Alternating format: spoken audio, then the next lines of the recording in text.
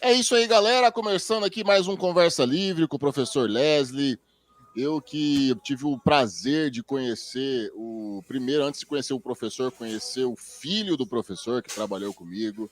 E quero parabenizá-lo pela educação ímpar que dá para aquele menino, viu? Olha, um pequenino gênio assim que a gente tem nas mãos. Quero parabenizar pela educação que o senhor deu para ele. E professor, antes de começar a falar de política, antes de a gente começar a falar Sim. de educação, eu estava pensando aqui, como é que se convence uma pessoa, ou não nem convencer, como é que explica para uma pessoa para a presença de Deus? A presença de Deus. Primeiro, quero agradecer por estar aqui, né, no teu programa, Luiz, né? Parabéns. Eu que agradeço. Parabéns, agradeço a Deus, né? Porque meu filho tem relacionamentos como você e outras pessoas, né? Que ele tem esse privilégio, né? De ter esses relacionamentos, né? Que são construtivos, né?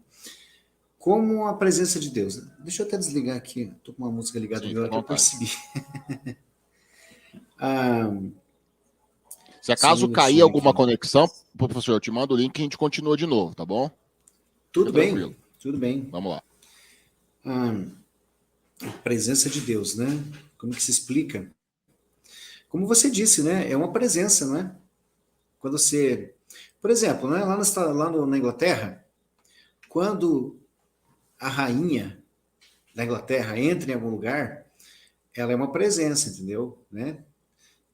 As pessoas sentem alguma coisa diferente, não é? Sim. Inclusive, a rainha da Inglaterra é uma pessoa muito respeitada lá, né? Até venerada por algumas pessoas. Então, só de ela, Uhum. supondo que você está numa escola, a rainha entra numa sala de aula. Os alunos vão sentir uma presença, né? A presença de uma autoridade, uma presença de uma pessoa importante, a rainha que mais governou até hoje, né? Que é longeva. Então, nós estamos falando de uma pessoa comum, né? Só que tem o título de rainha, mas que ela, onde está presente, as pessoas sentem que existe algo diferente, né? Que existe uma presença. A presença de Deus é a mesma coisa, não é? Quando você está na presença de Deus, você não tem dúvida, né? Você não tem dúvida que está na presença de algo poderoso. É como se você estivesse na presença do amor perfeito, né? Se sente envolvido pelo amor, você não sente, se sente uma profunda alegria, uma profunda paz, né?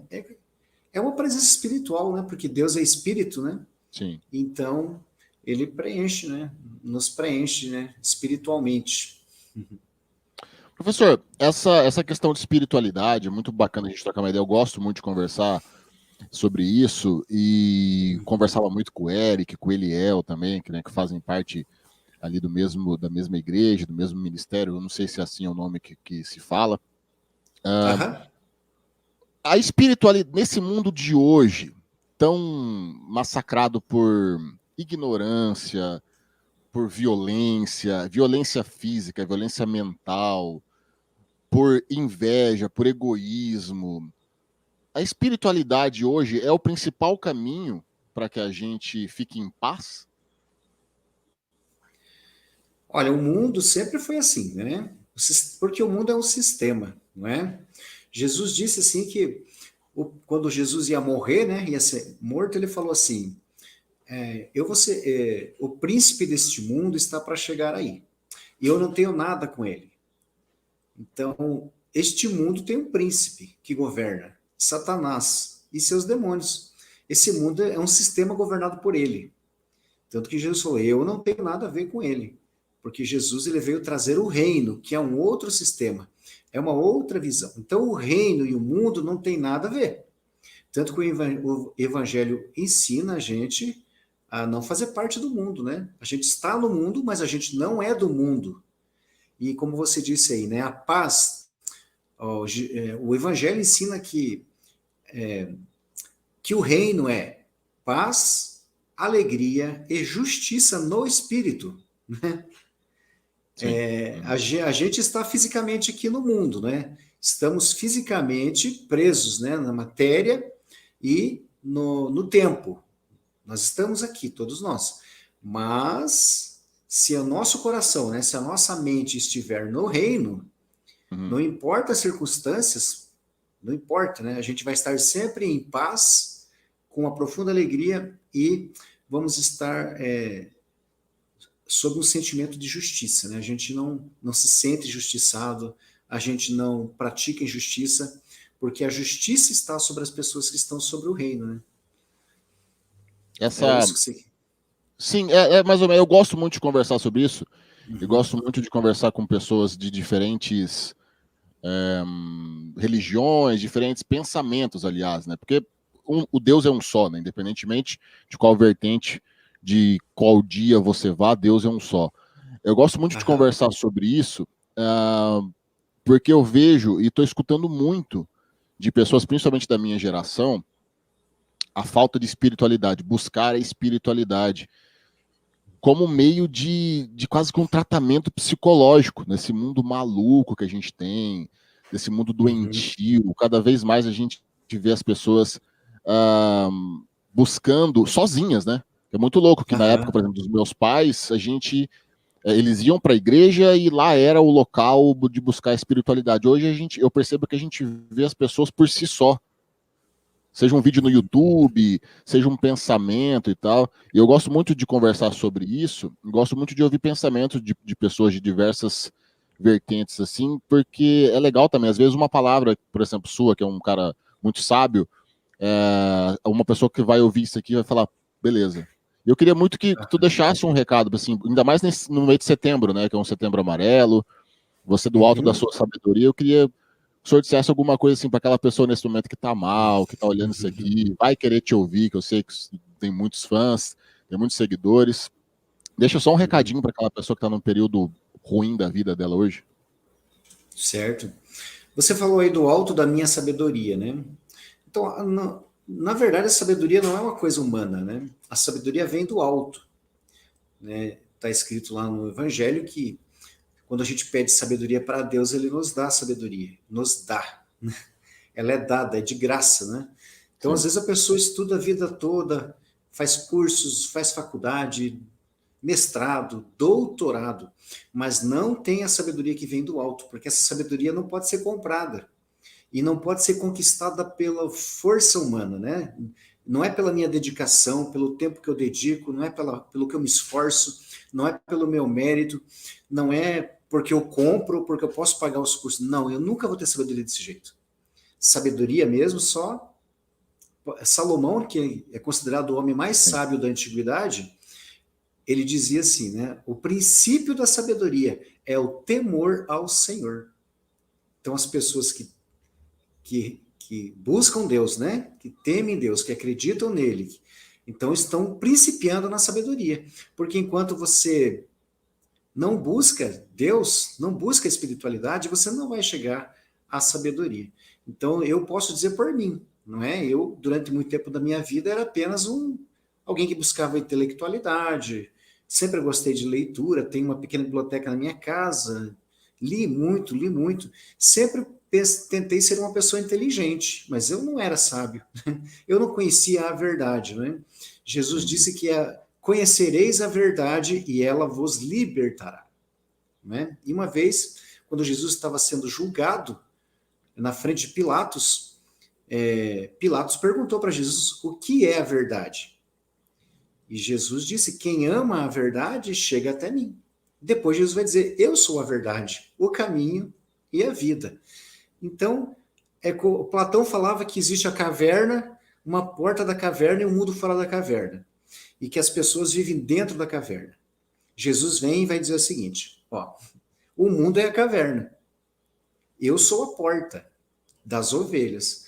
As ovelhas que passarem por mim, eu levarei a um outro lugar, muito mais amplo, né? Vai ter um Sim. pasto muito melhor, vai ter uma vida plena, vai ter uma alegria plena, vai ter a vida eterna, inclusive, né? E vai ter toda essa sabedoria. Então, na verdade, Jesus é a porta, né? Que conduz a tudo isso que nós estamos falando aqui, né? Na, no ensino do Evangelho, né? E no ensino do próprio Cristo, Ele é a porta, não existe outra, né? Se você buscar sabedoria em outro lugar, você pode ser uma pessoa muito inteligente, conhecer muita coisa, mas essa sabedoria perfeita, justa, né? Essa sabedoria, porque existe uma sabedoria demoníaca, não é? Essa sabedoria boa, perfeita e agradável, ela vem de Deus e ela vem de graça para aqueles que buscam, né? Aqueles que amam Sim. a verdade vão chegar nela, né? Bacana, É bacana. isso.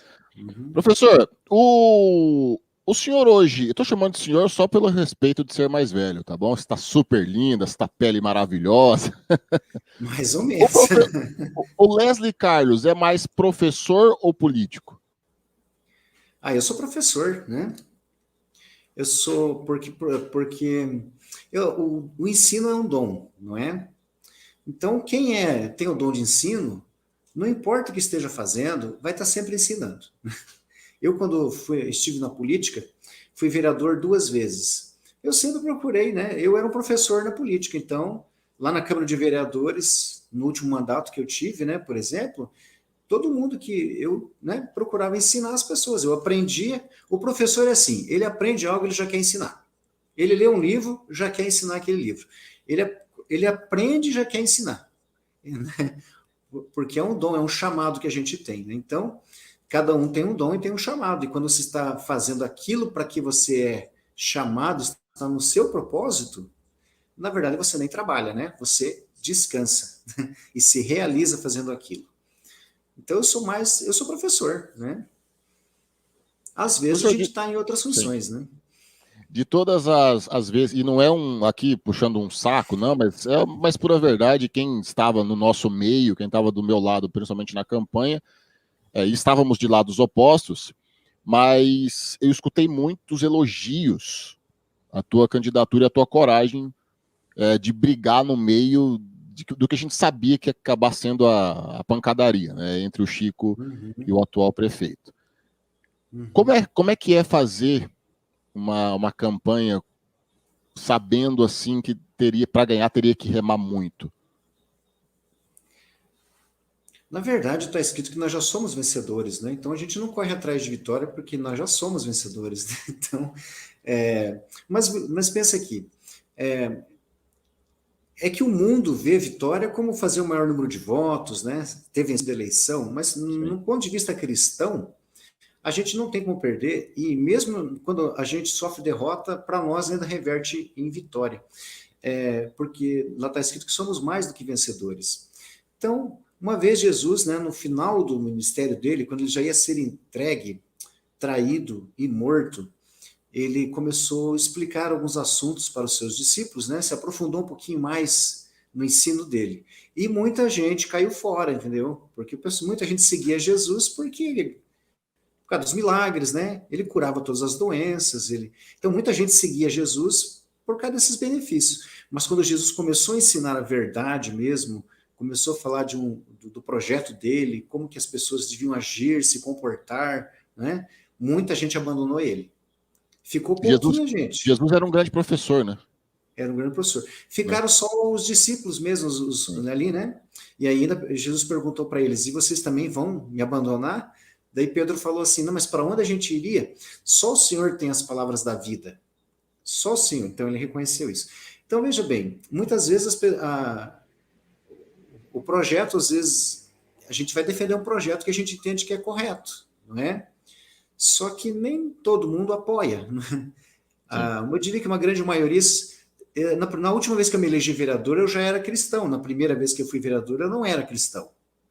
Na segunda vez, eu já não foi tão fácil me eleger. E eu acho que muita gente que me elegeu depois se arrependeu de ter me eleito. É mesmo? Porque esperava que eu fosse um vereador de um jeito, né? E eu Uhum. fui de outro jeito, né? Porque muitas coisas que eu acreditava antes, defendia antes, eu mudei de opinião. Na verdade, mudou a minha visão. Né? Sim. Então, eu acredito que eu peguei um saldo do Leslie antigo ainda, que era o Leslie que tinha aquela visão que as pessoas gostavam mais. Né? Mas aquele Leslie lá já morreu, né? Porque Jesus mesmo disse, a gente precisa morrer para nascer de novo. Sim. Né? Uhum. Então, aquelas ideias, aqueles pensamentos, aquelas bandeiras que eu carregava, aquilo lá é coisa do Leslie antigo lá. E aí a gente surgiu, na última eleição eu fui eleito vereador, eu já tinha uma minha outra mentalidade, né? Eu já tinha me convertido a Jesus, né? Isso não é uma religião, né? As pessoas pensam, o problema é a religiosidade às vezes, né? As Sim. pessoas, isso aqui, como você disse desde o princípio, é espiritualidade. Jesus não veio trazer uma religião, ele veio trazer o Espírito de Deus para as pessoas, né? Tipo assim, você pode ter o Espírito de Deus habitando dentro de você. Então, para que aí você tem tudo, né? Se você tem o Espírito de Deus habitando dentro de você, o que pode te faltar, né? Por isso que ele falava lá, o Senhor é meu pastor, nada me falta. Então, nesse sentido, né, que a gente é um pensamento, né, que muitas vezes, por exemplo, antes na disputa política é debate, tal. O cristão não fica debatendo, né? Porque o evangelho diz que a gente não deve andar em vãos debates, não é? Sim. A verdade não é uma coisa que você tem que ficar empurrando goela abaixo ou debatendo. Não, se você crê que você está com a verdade, apenas fale ela. Se for a verdade, alguma coisa vai acontecer, né? Se não for, né? Agora, o que os cristãos estão mobilizados ultimamente, por quê? Justamente porque nós estamos nos sentindo que está cada vez mais difícil da gente poder falar a verdade. Enquanto a gente puder falar a verdade, não for preso por causa disso, não for morto por causa disso, para nós está ótimo. E por enquanto nós podemos falar a verdade, mas nós estamos sendo cercados, né, por projetos de lei, por ideias do Supremo Tribunal, né? Nós temos uma profunda liberdade religiosa no nosso país hoje, podemos falar o que acreditamos, só que nem todo mundo concorda com isso, né? Tem muitas pessoas que querem mudar a Bíblia, tirar trechos da Bíblia, fazer com que os cristãos não possam falar sobre aquilo que acreditam. Então, os cristãos estão se mobilizando mais politicamente hoje para poder continuar defendendo aquilo que acreditam, simplesmente isso, né? Porque se o governo não ataca a nossa religião, se o governo não ameaça, né, a liberdade de expressão e a liberdade de expressão religiosa, os cristãos ficam muito tranquilos com relação à política, né? E o senhor acha que há uma perseguição sobre a liberdade religiosa hoje? Olha, eu sofri essa perseguição pessoalmente, né? Em 2 momentos, pelo menos, né? Enquanto na minha segundo mandato de vereador. No primeiro momento... foi, professor? Desculpa a minha ignorância. Em que ano foi a sua segunda candidatura? O seu segundo ganho, aliás, como vereador? Deixa eu pensar.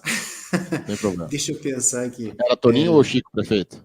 Não, era o segundo mandato do Chico. Isso era 2013, né? Por aí, 2013. Era o segundo mandato do Chico. 2013. Daí o Chico saiu e entrou o Wozniak, né? Meio Chico, meio Márcio, então.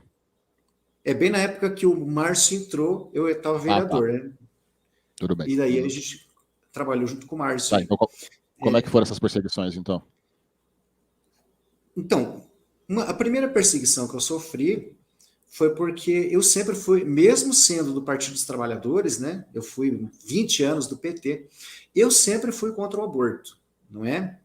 Só que lá no início, o nosso partido, a gente tinha uma liberdade de expressão e até liberdade religiosa. E eu nem percebi que tinha perdido isso. Mas, quando me elegi vereador e me posicionei favorável contra o aborto, inclusive apresentei um projeto contra o aborto, aí eu sofri ameaças do partido, de setores do partido, inclusive pediram a minha expulsão do partido. Pediram a minha expulsão do partido.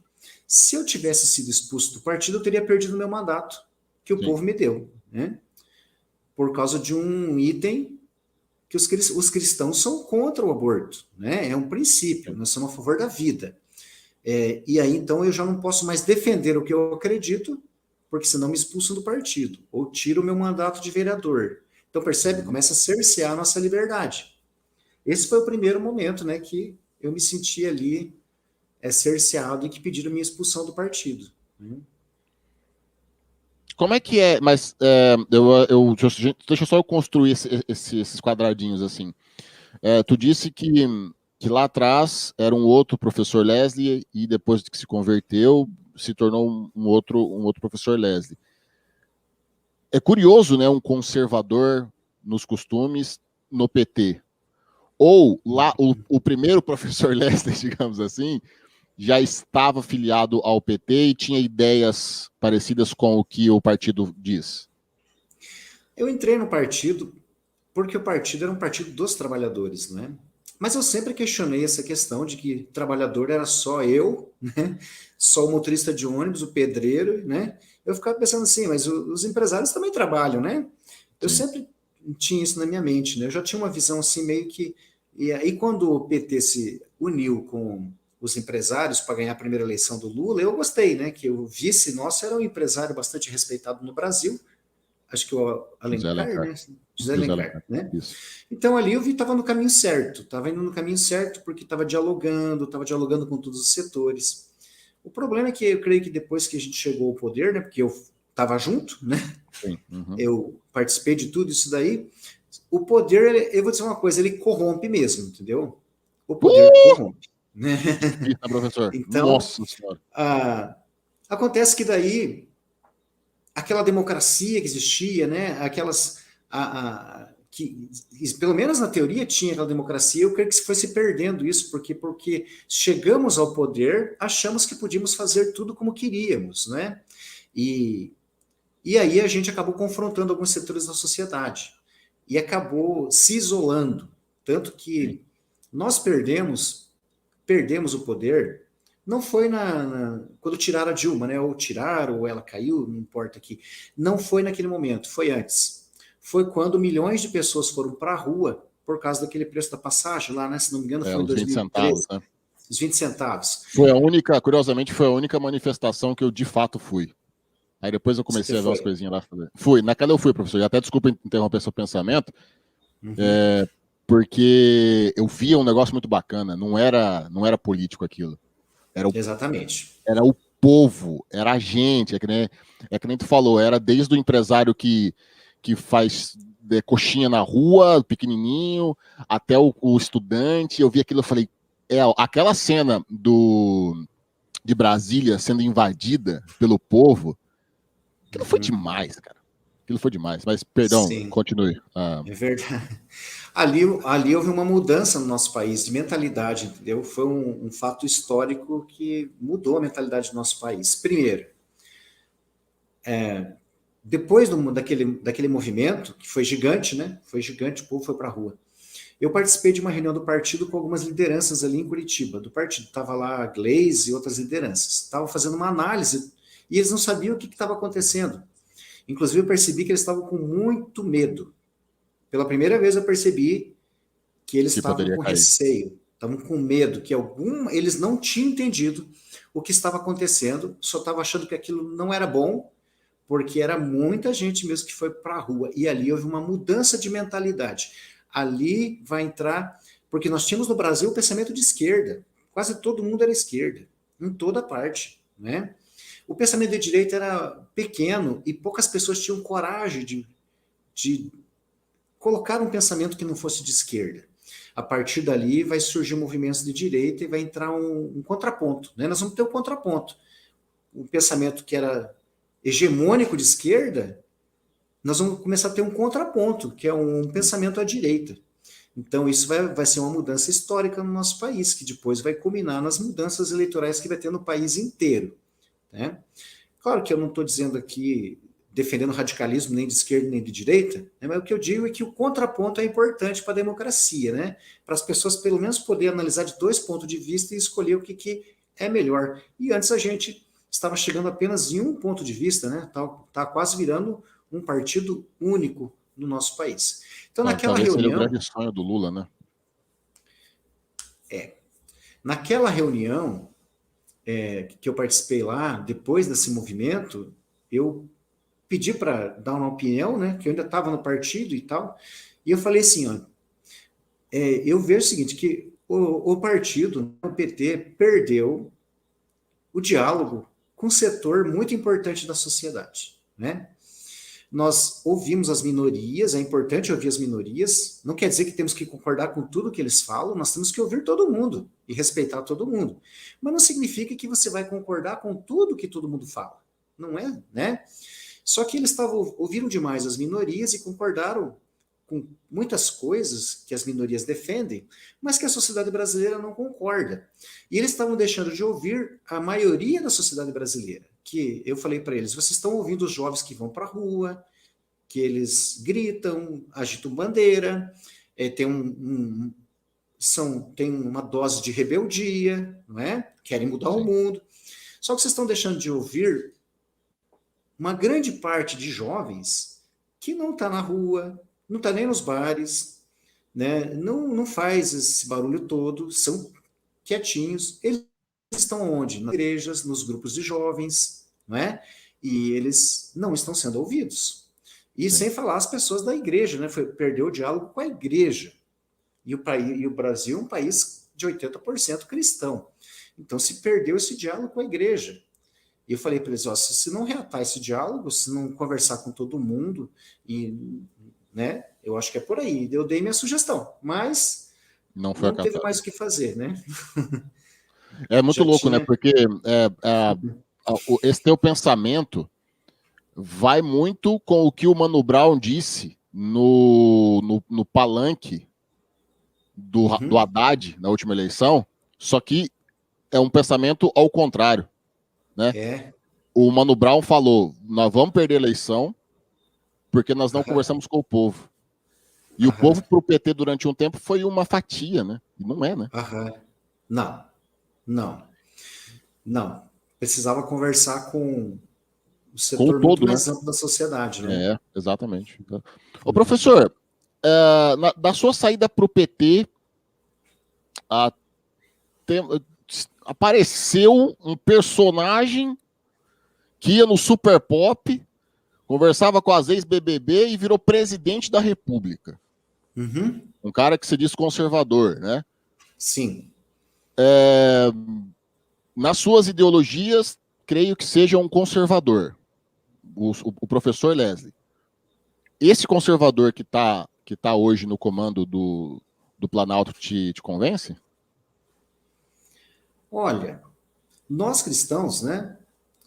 Veja uma coisa. Teve um momento que os apóstolos, né? Passou para o seguinte momento, quando começou a pregar o evangelho, as pessoas começaram a dizer, eu sou de Pedro, eu sou de Paulo, eu sou de João. Chegou uma hora que foi Paulo falou assim, não, senhor, vocês não são nem de Paulo, nem de João, nem nós somos de Jesus, nós somos de Cristo, né? Então, nós não glorificamos pessoas, nem partidos políticos, né? Nós não podemos fazer isso, né? Ninguém, nenhum ser humano na história, nenhum ser humano na história pode ser glorificado, a não ser Jesus Cristo, né? Porque foi um ser humano diferente, não cometeu erros e deu a sua vida pela humanidade. Então, a gente toma cuidado. O cristão mesmo, né, que está em Cristo, ele não sai glorificando homens, né? Porque os homens vão errar. Todos os homens erram. Então, a gente tem que ter isso em vista. Agora, quanto a ser conservador, a Bíblia ensina o seguinte, né? O mestre Jesus Cristo, eu sempre vou a ele porque eu sigo ele, claro, né? É o cara que eu mais sigo, né? Cada um segue um, eu sigo Jesus. Muita gente segue Jesus. Mas ele diz assim, o homem sábio é como um pai de família, que do seu baú de riquezas tira coisas velhas e coisas novas. O que Jesus estava ensinando? Tem coisas velhas que nós temos que conservar e que são riquezas e não podemos jogar fora. Sim. Então nós temos que ser conservadores. Mas nós também tem coisas novas, né? Sempre tem coisas novas. A gente precisa inovar, precisa, né, trazer... ao mesmo tempo você conserva o que é bom, mas você não fecha a tua mente para as coisas novas. Então o pensamento que Jesus nos deixou é esse daí. Né? Se a gente começar a fechar demais, conservar demais, de repente você está conservando coisas que não tem que conservar. Sim. Né? Ou se de repente você achar que o que ficou para trás nada presta, porque agora é do meu jeito, é do jeito que eu penso, é uma ideia nova, é tudo novo. e o que tinha para trás não presta, você vai ter problema. Porque Sim. tem coisas que nós não podemos jogar fora, né? Que nós herdamos, ensinamentos, conhecimentos, que a gente não, marcos que não podem ser tirados. Porque senão a sociedade entra em decadência, né? Existem alguns marcos que a gente não pode mexer na sociedade, senão ela começa a entrar em decadência. E toda grande sociedade, no passado, teve um momento que entrou em decadência. Foi quando mexeu em marcos que não deveria ter mexido. Por isso, então, Então, o o senhor está me cristão... dizendo, então, o senhor está me dizendo, então, é que Jesus Cristo era do centrão. Não, Era um Jesus não cara é que do eu... centro. Entendi o que você falou, né? A verdade Entendeu? está no meio. Ai, no meio de A nós. verdade está no meio. Na Professor, verdade, sim, diga. conclui. Pode falar, pode falar. Então, é que o pessoal diz assim, então vocês são centro. Não, nós não somos centro. Jesus é o caminho. É uma mentalidade, é uma visão de mundo. O reino, existe uma visão de reino, uma visão de mundo. Então, Sim. existe uma doutrina, né, que a Bíblia chama de sã doutrina, um conhecimento sadio. E está escrito lá que a gente não deve desviar desse conhecimento nem para a direita, nem para a esquerda, né? Olha, quanto mais você desvia para a esquerda, mais para a ignorância você vai. Quanto mais desvia para a direita, você está desviando da verdade. Então, é a verdade, você não pode desviar dela, né? Por Professor, isso que a gente... passado O aí... centro dá a impressão que você está em Sim, cima do muro. Não, mas não estamos em cima do muro, a gente tem uma é visão, os a gente famosos conhece o caminho. isentões, né? Os É, famosos isso. isentões. Eu confesso que eu sou Aham. meio um isentão, eu tô meio nesse centro aí também. Professor, passamos aí 9 meses de gestão na CIB. E aí? O que o senhor está achando? Pouco, né? Não dá para saber ainda. Mas eu acho que... ah, eu acho que a poeira está muito alta, né? Não dá para ver direito as coisas ainda. E tem que esperar baixar um pouquinho a poeira para ver exatamente ali, né, o que está acontecendo, né? Para a gente não falar alguma injustiça, né? Sim, Então, eu creio que baixando um pouco a poeirinha a gente vai saber, mas, né? E eu digo, é sempre aquela coisa, né? Quem está fazendo a coisa certa não tem nada a temer, não é?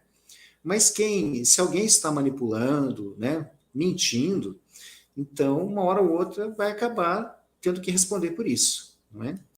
Eu vejo que a eleição, o problema da eleição às vezes é que para ganhar a eleição, não é, se faz algumas alianças, muitas alianças, né?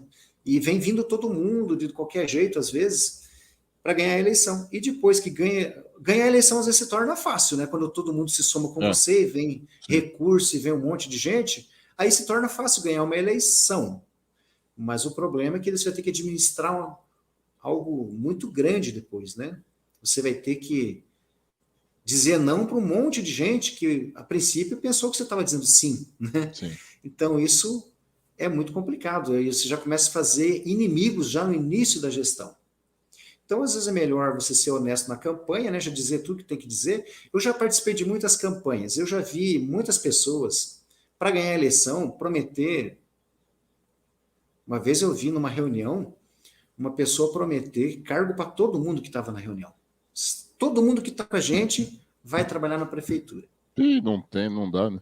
Então, pessoal, não estou dizendo que foi esse ou aquele que falou isso, né? Mas Sim. lógico, daí se você ganhar, talvez porque a pessoa pensasse que não ia ganhar e prometeu para tentar melhorar só o número de votos, né?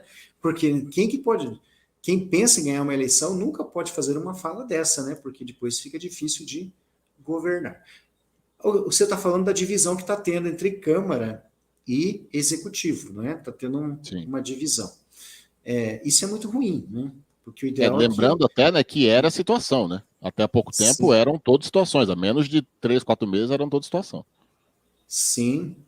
Isso aí é muito ruim porque a própria Constituição diz que os poderes, eles são independentes, mas têm que ser harmônicos. Então, a nossa Constituição, eu acho muito boa a nossa Constituição. Se as pessoas estudassem e praticassem, os três poderes independentes, né, mas harmônicos. Quando começa a trabalhar um contra o outro, isso é muito ruim, né? Porque já começa a agir como torcida, né? Então, daí daqui a pouco Quem está com o legislativo não vê mais os erros do legislativo porque está torcendo para ele. Quem está com o executivo não vê mais os erros do executivo porque está torcendo pelo executivo. Então, isso aí está sendo muito ruim, né? Porque eu acredito que a Fazenda Rio Grande já passou por momentos difíceis, né? Vai superar esse aí também. E o povo fazendense é um povo muito bom, né? É um povo de fé, um povo trabalhador, como diz o nosso hino. Então tem muita gente trabalhando pela fazenda, né? E tem muita gente que trabalha pela fazenda e não aparece, né? São aquelas que estão cuidando de pessoas, ajudando pessoas, ensinando pessoas, estão dedicando seu tempo livre pelo bem do outro. Tem muita gente em associações, né? Em projetos comunitários e realmente praticando ações, não são só os políticos, né? Sim. Então eu acho que isso aí tudo soma para que a nossa cidade continue indo bem. E, além de tudo isso, ainda tem muitas pessoas que oram pela nossa cidade, né? Que acreditam, né? Oram pelas autoridades. Aí está o papel, né, da igreja, né? Orar pelas autoridades. Orar pelo prefeito, pelo vice, pelos vereadores. Porque não adianta só ficar reclamando, criticando, acusando e apontando o dedo, né? É preciso fortalecer as nossas lideranças. Agora, quando se trabalha para destruir as lideranças, daqui a pouco não vai ter nenhuma liderança confiável, né? Na verdade, o povo vai querendo ou dizer... não, né? Querendo ou não, né, professor? Desculpa te interromper, mas Pode falar. a cidade é muito jovem, né, para ter 2 processos de cassação. O Márcio já quase sofreu um outro processo. Eu até perguntei para o Marcondes se esse processo de cassação não causa uma instabilidade política. Toda hora tu vai entrar e vai ter processo de cassação, processo de cassação, processo de cassação. Se bem que no governo federal já estamos sofrendo isso há um tempo, né? Aham. Professor, sim, por favor. Isso é prejudicial, né? Eu lembro que quando eu fui vereador a primeira vez, o Toninho era prefeito. Era a primeira gestão do Toninho, foi uma gestão boa. Mesmo assim, eu e a vereadora Lirani fomos oposição durante 4 anos. Mas a gestão dele foi boa. Só que a gente foi eleito na oposição e a gente manteve-se na Palavra, né, oposição professor? Tá no certo. sentido, né? Eu fui eleito ali, eu vou continuar ali, né? Super E eu concordo. reconheci, muitas vezes eu participava de reuniões da prefeitura, muitas coisas boas foram feitas, né? Mas nós fiscalizávamos. Agora, uma vez a gente fiscalizou as obras em todas as escolas. A gente foi lá com o caderninho, pegou as notas, comparou os preços, fez uma fiscalização bem profunda em todas as escolas municipais. Descobrimos várias irregularidades e levamos para a Câmara. O que o prefeito fez? Ele marcou com a gente e foi junto com a gente, escola por escola, baseado no que nós informamos, verificando as irregularidades. Você está entendendo? Aí Sim. não é necessário impeachment, né? Erros vão acontecer. É o papel do vereador, né, professor? Sim, o vereador não tem que derrubar o prefeito às vezes, né? Depende de cada situação, é uma. Mas o vereador, quando ele fiscaliza, saiu a risada sem querer. Quando ele fiscaliza, não deve ser com a intenção de derrubar o prefeito, né? Sim. Deve ser a intenção de alertar o prefeito primeiro. Primeiro alertar. Agora, se o prefeito aí não fizer nada, claro que ele vai mandar para frente. Então, nós alertamos o prefeito e nós ficamos até surpreendidos, né, que o Toninho foi junto com a gente, escola por escola, para consertar todos os problemas que nós tínhamos levantado, né? Então, ele demonstrou ali um interesse no bem público e, por isso, acalmou os ânimos. Agora... Professor, sim, por favor. Eu acho que é o diálogo, né? Tem que ter diálogo. Você pode não concordar em tudo, mas não pode romper o diálogo, porque isso aí é prejudicial. Né? Tem um quadrinho aqui que chama de 0 a 10. Eu falo o nome do personagem, o senhor pode dar de 0 a 10 e pode se abster também, caso queira. Tá bom? Já citado aqui, Toninho Vancher. Olha, eu vou me abster de dar nota, tá? Porque até como professor eu sei que é difícil a gente dar nota, né? Porque é uma coisa muito subjetiva, né? Tá bom, sem problema, então. Então a gente tira esse quadrinho aqui. Eu tinha uns outros aqui. Sim, pode falar. Eu posso falar alguma coisa sobre a pessoa, mas sem dar nota, entendeu? Porque daí tudo bem. A nota bem, então. Tudo O bem, então Toninho, Toninho Vancher, aliás. o Toninho Vancher. Olha, o Toninho Vancher, quando ele me apoiou, eu fui candidato a prefeito, ele me apoiou, eu conheci melhor ele, né, porque a gente trabalhou junto ali, então eu percebi que ele é uma pessoa muito inteligente, né, é uma pessoa que tem uma visão muito boa das coisas, ele me ensinou muito, aprendi muita coisa com ele, não é? E a gente teve junto naquele momento ali, e caminhamos junto e foi importante, eu creio. Né? A gente não ganhou eleição, mas faltou pouco, o Chico ganhou da gente, mas eu fiquei com uma excelente impressão dele. Né? Eu discordo um pouco, assim, com relação a ele, na questão da visão de cidade. Né? Eu creio que quando ele foi prefeito a primeira vez, eu gostei dos projetos dele para a cidade, mas eu não vi mais isso depois, né? Um projeto assim de preservar áreas verdes, de fazer loteamentos diferenciados, né? Pensar na cidade como um todo. Então, eu gostei, isso eu achei legal. Quando ele mandou o plano diretor a primeira vez para a Câmara, tinha essas ideias, né? Então, eu creio que, por ele ser do ramo imobiliário, né? Eu acho que às vezes falta para ele, sim, voltar àquela visão mais ampla da cidade, né? Que é importante. E ele tem uma grande força política, né? Muitas pessoas confiam nele. E só, na minha opinião, talvez ele aperfeiçoe um pouco essa ideia com relação à cidade, né? Pensar não só do ponto de vista de dono de imobiliária, né? Mas pensar do ponto de vista de cidadão mesmo, né? Como eu vi que ele já pensou. E espero que ele volte a pensar desse jeito. Né? Nassib. Eu trabalhei com o doutor Nassib na Câmara, né? Na última vez que eu fui vereador, ele também foi vereador lá comigo, né? E na época eu lembro que já tentaram caçar o mandato dele de vereador, porque ele era um possível candidato forte a prefeito, né? Então fizeram uma CPI na Câmara, pelo menos 3 processos ele teve contra ele. E eu participei de um dos processos, porque eu era vereador, né? Mas desde o princípio a minha opinião era que se conversasse com ele e desse a oportunidade dele esclarecer tudo, e não já entrar com processo de cassação na Câmara, né? Porque bem na época da eleição, você vai entrar com um processo de cassação de um vereador, que é um possível candidato a prefeito forte, não pega nem bem para a Câmara. Então eu me coloquei contra desde o início. E depois, esses processos, nenhum deles conseguiu caçar o doutor Nassib, né? Podia até ter algum fundamento, mas nada que pudesse caçar. O problema da justiça é o seguinte, né? Todos cometem erros na política. Não tem como, né? Algum tipo de erro todo mundo vai cometer, não é? Os grandes homens lá da Bíblia, Abraão, Isaac, Davi, todos cometeram erros, né? Uma vez, um candidato a prefeito veio pedir meu apoio e falou assim, me apoia, eu não vou errar. Eu falei para ele, não, você vai errar.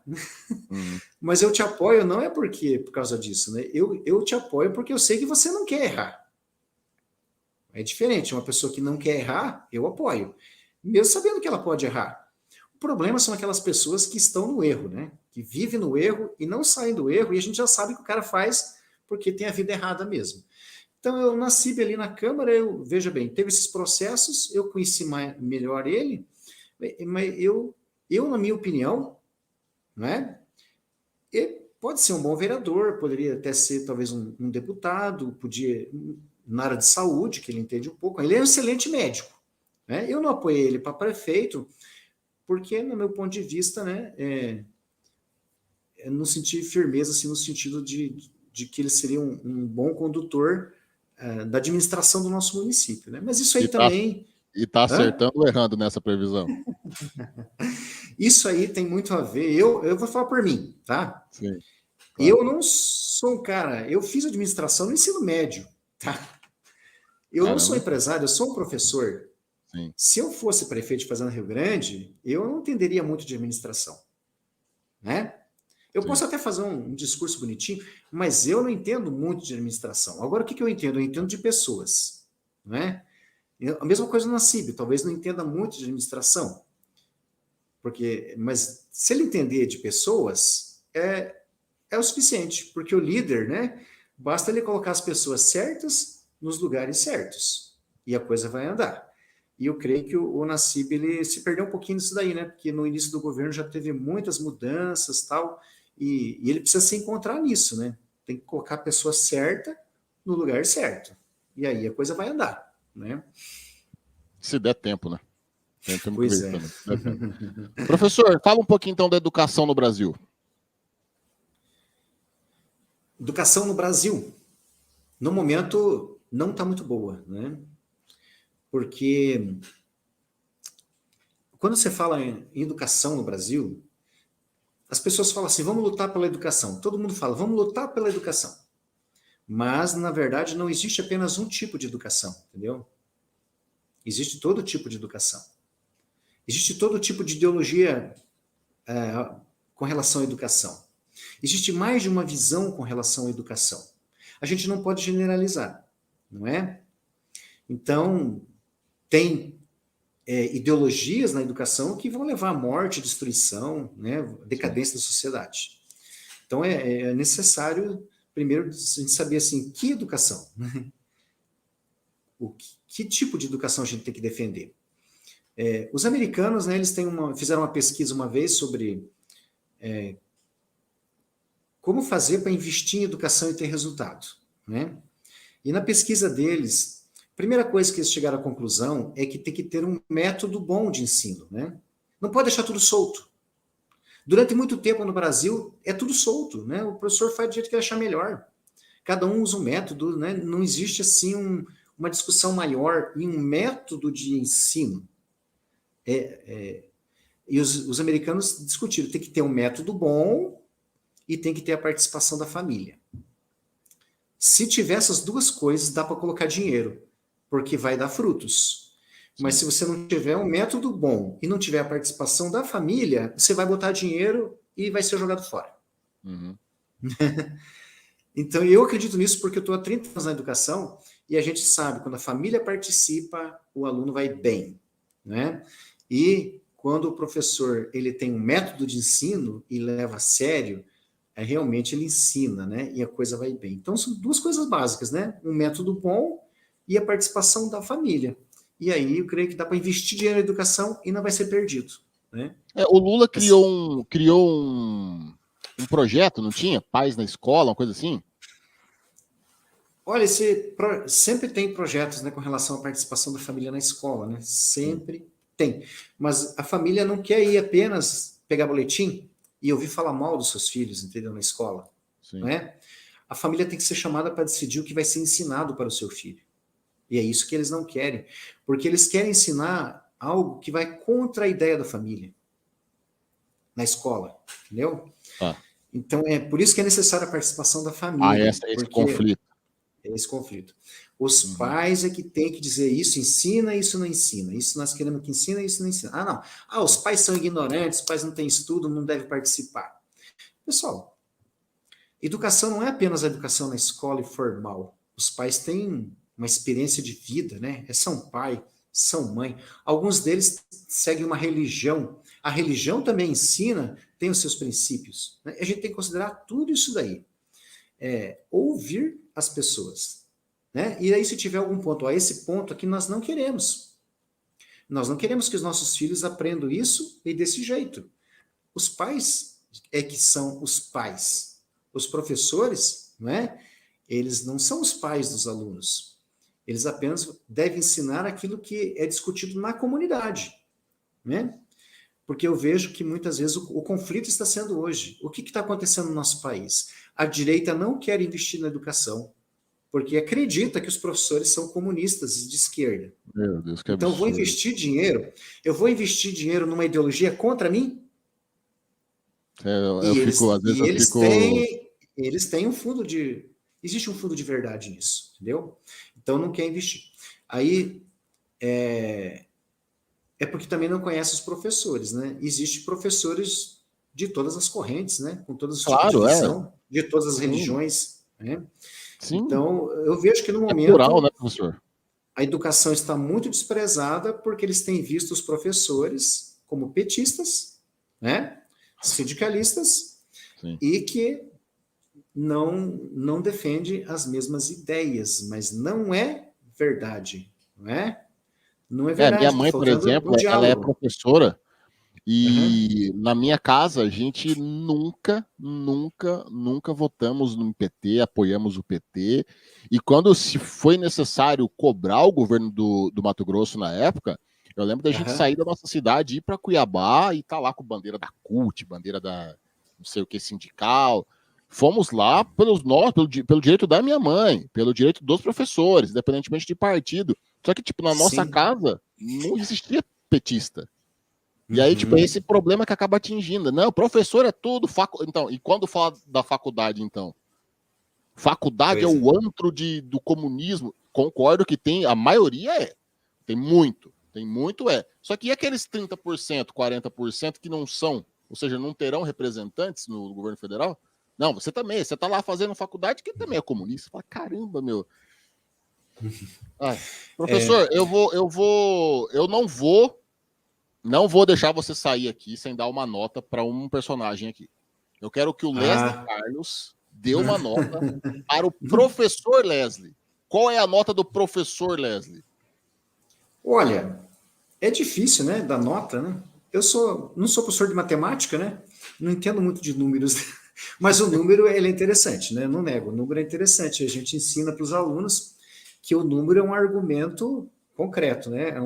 É um argumento estatístico, né? Quando você faz uma redação da tua opinião e demonstra com números, é um excelente argumento, né? Não tem dúvida. Sim. Mas dar número para as pessoas é complicado, né? Eu diria assim, ó, talvez assim sendo bem otimista comigo mesmo, um 70, né? Porque, sim, né? Porque o professor também, às vezes, ele tem que ser meio misericordioso com o aluno, né? Eu sempre dou uma puxadinha nota para cima, às vezes, né? Porque a gente entende que tudo é um processo, né? As pessoas estão aprendendo, estão melhorando, né? Então, e eu estou na minha melhor fase no sentido de aprender as coisas e melhorar. Cada dia que eu entro na sala de aula, eu vejo um pouquinho diferente, né? Ensino um pouco diferente. Então é difícil dar nota no processo, né? Não sei em que altura todo o processo, mas se nós tivermos a eternidade, então eu estou bem no comecinho do processo, no processo e tenho muita coisa para aprender ainda, né? Tá bom? Professor, eu agradeço É. muito. Desculpa, te prometi 30 minutos, já se passaram uma hora já, um papo, porra, bacana demais. Nossa, nem vi que passou uma hora. Pois é, eu olhei aqui e falei, meu Deus, uma hora, pois significa que o papo foi legal. Tá Professor, deixa certo. aí as suas redes sociais. A gente sabe que você é uma importante liderança.